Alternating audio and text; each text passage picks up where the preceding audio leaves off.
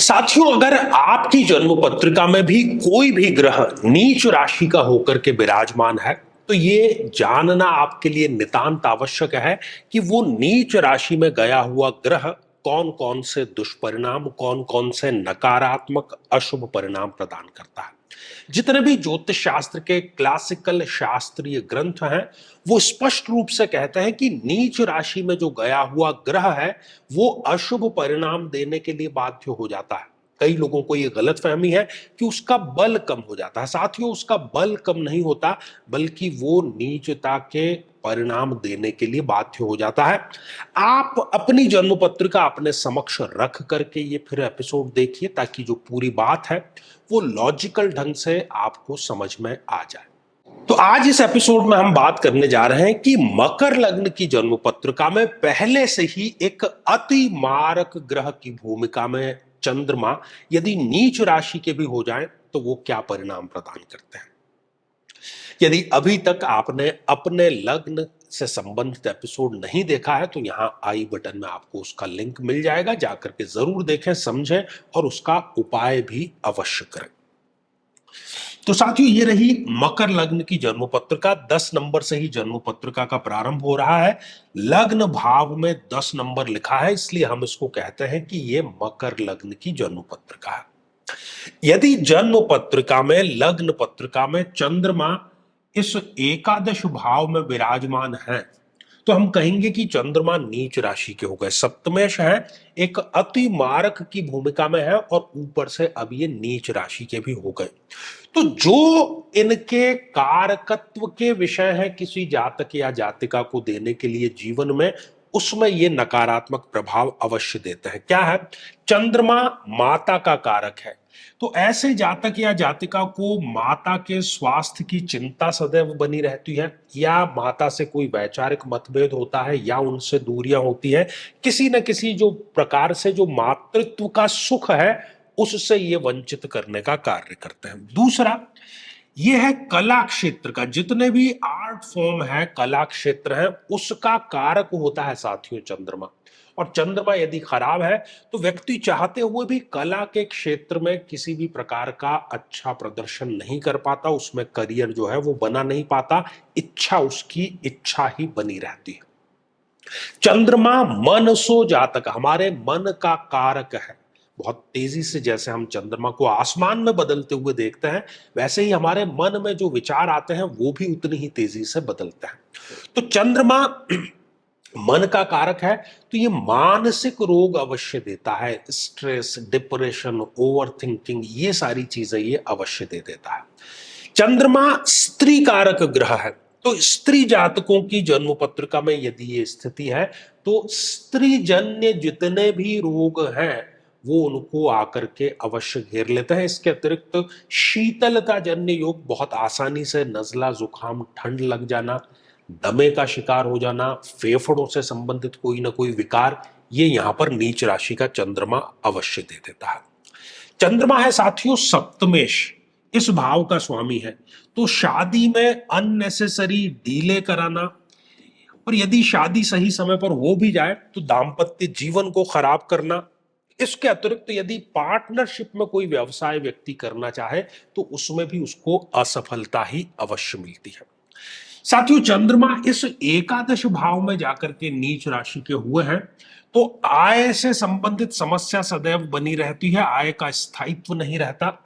व्यक्ति चाहे किसी न किसी फील्ड का विशेषज्ञ भले ही हो, लेकिन उस विशेषज्ञता का वो फायदा पैसा कमाने में नहीं ले पाता है। इच्छा पूर्ति का भाव है एकादश भाव, तो इच्छाओं पर भी व्यक्ति को शमन करके, दमन करके ही जीवन यापन करना पड़ता है। कहने को आप देखेंगे कि लोग इनके आसपास हैं, मित्र हैं, रिश्तेदार हैं, लेकिन जब दुखद समय आता है, कष्ट प्रिय समय आता है, वो इनको अकेले ही बिताना पड़ता है। चंद्रमा अपनी 7वीं पूर्ण दृष्टि से इस पंचम भाव को देख रहे हैं, तो लंबा चल करके प्रेम संबंधों में किसी प्रकार का बड़ा धोखा व्यक्ति को अवश्य मिल जाता है। संतान प्राप्ति में बाधाएं आती है, या संतान से संबंधित कोई तनाव व्यक्ति को अवश्य रहता है। शेयर मार्केट या किसी अन्य क्षेत्र में आकस्मिक धन हानि व्यक्ति को अवश्य हो जाती है, कहीं पैसा फंसना, नुकसान या धोखे की स्थिति जिसको हम कहते हैं।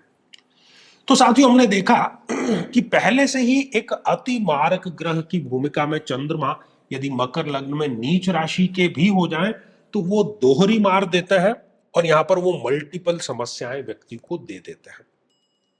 ऐसे सभी जातक जातिकाओं को साथियों चाहिए कि वो अपनी माता की सेवा शुश्रूषा अवश्य करें, उनका आशीर्वाद सदैव लेकर के कोई भी कार्य करें, उनका दिल कभी भी ना दुखाए। प्रत्येक सोमवार को दूध से बनी हुई वस्तुएं वो की चंद्रमा का प्रतिनिधित्व करती हैं, उसका दान अवश्य करें श्रद्धानुसार। और साथ ही जिस ग्रह की आपको महादशा चल रही है उसके लिए महादशा मंत्र साधना दीक्षा अवश्य प्राप्त करें।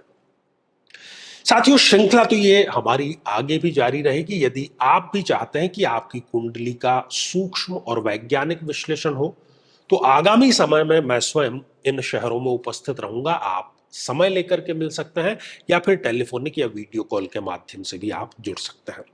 और यदि आप चाहते हैं कि आपके किसी एक प्रश्न का निःशुल्क मार्गदर्शन किया जाए, जो कि हमारे इसी चैनल पर हम प्रति शनिवार दोपहर 3 बजे खास लाइव कार्यक्रम लेकर के आते हैं, लेकिन उसमें अपने कमेंट को शामिल कराने के लिए आप हमारे इस वीडियो को हाइप कीजिए और उसका जो स्क्रीनशॉट है वो दिए गए व्हाट्सएप नंबर पर भेज दीजिए।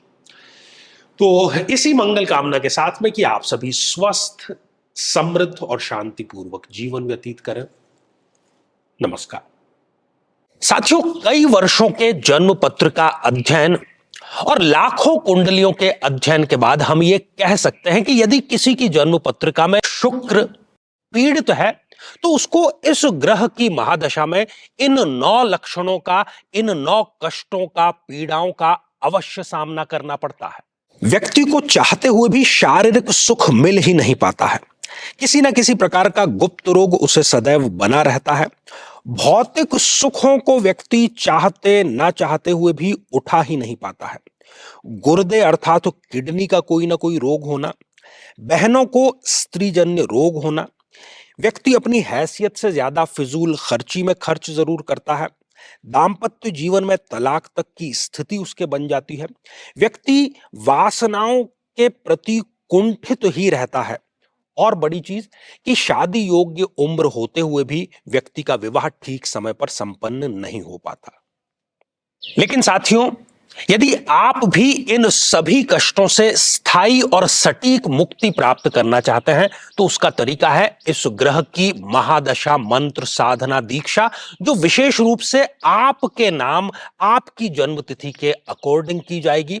और गुरु दीक्षा के माध्यम से अभिमंत्रित माला भी आपको प्रदान की जाएगी, ताकि न केवल ये सारे कष्ट दूर हों बल्कि ये पूरी की पूरी महादशा आपके लिए शांतिदायक और सुख समृद्धिदायक साबित हो।